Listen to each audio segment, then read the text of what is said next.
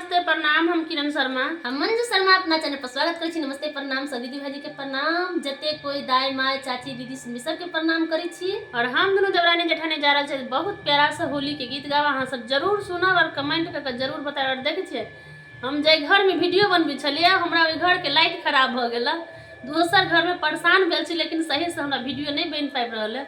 लेकिन अहाँ सब प्यारा आशीर्वाद जरूर देवे तो मन जरूर लगते और वीडियो जरूर फिर सही तरीका से बनते। और बहुत प्यारा से हम सब अथी होली गीत गावे जा रहे छी। अहाँ सब जरूर सुनब, कमेंट करके जरूर बताएब। होली में बड़ी निक निक गीत है।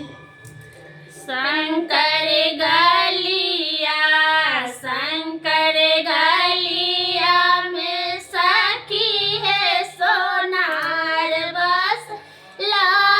शंकर गलिया शंकर गलिया में सखी है सोनार बस ला।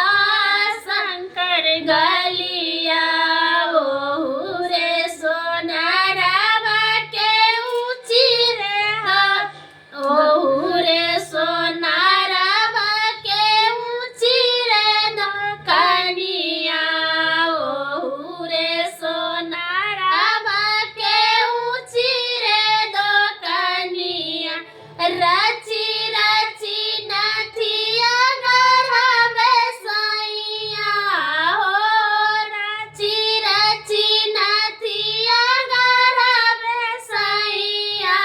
शंकर गलिया शंकर गलिया